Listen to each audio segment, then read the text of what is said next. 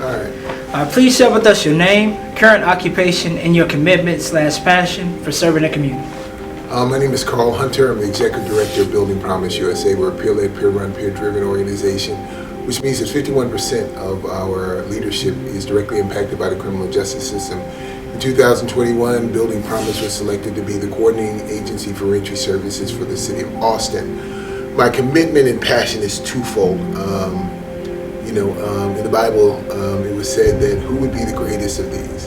And those would be the ones who serve. So I kind of want to be great. So I find that service is one thing. And in this particular population, my son Isaiah is serving 36 years in the Colorado Department of Corrections.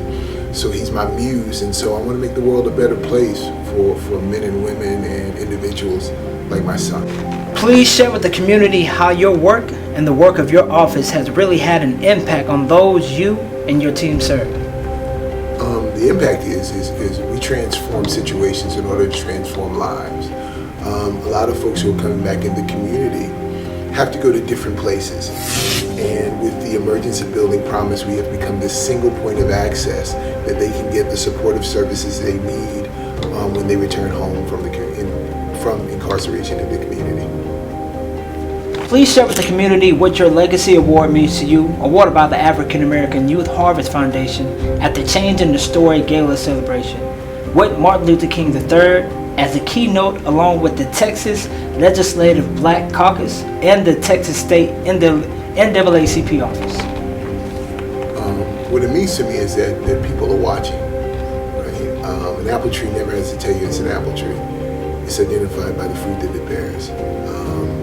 Second, this has become like a full circle thing. My family have been intimately involved with the King family. My father and A.D. King, Martin Luther King's brothers, were best friends. And so, I have pictures of A.D. King's daughter's wedding. I have pictures of Daddy King, who came to our church in Asbury Park twice a year to preach. So it'd be an honor to have that given to me by during the day that Dr. King is speaking. Secondly, Dr. Martin Luther King and Malcolm X were my spiritual advisors when I was in seminary. I looked upon Martin Luther King's beloved community, and I looked at the radicality of King and the things that he was doing to transform this world and this country. And so just the little piece that I do in order to transform situations, to transform lives, speaks highly, or speaks to what King was talking about in the context of the beloved community.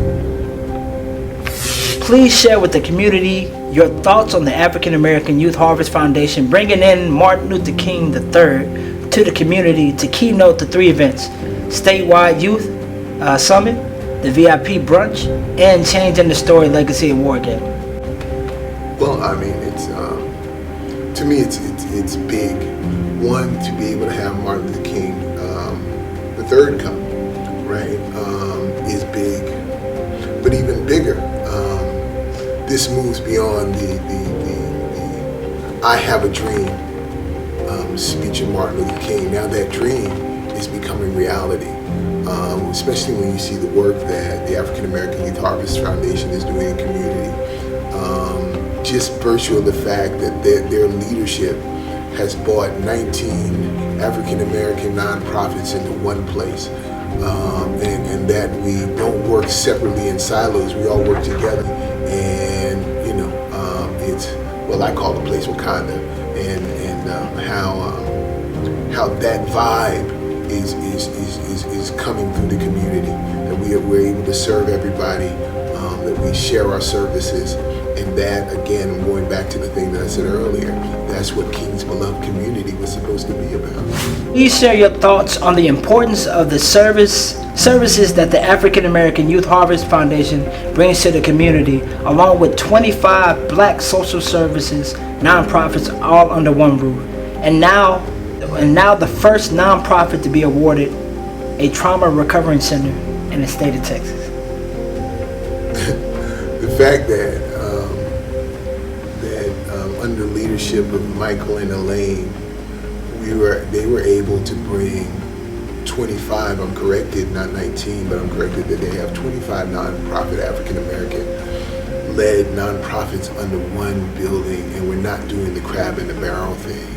What we're doing is we're collaborating, we're going in together on grants. That's unheard of. And what's really unheard of is a building, right, full of African American and nonprofits. There's no other place like it. And so, we can service pretty much the needs of, not the totality of the needs of community, but a great deal of the needs of community as far as social services, a part of mental health, part of physical health. We have the Black Male Health Clinic, right? Black males are especially those who are coming out of incarceration, come back to the community with chronic illnesses. And because of collateral consequences and social stigma, they're not allowed to go to the normative social service route because the collateral consequences bar them from some of the social services that the city and the state would give somebody who's never been incarcerated.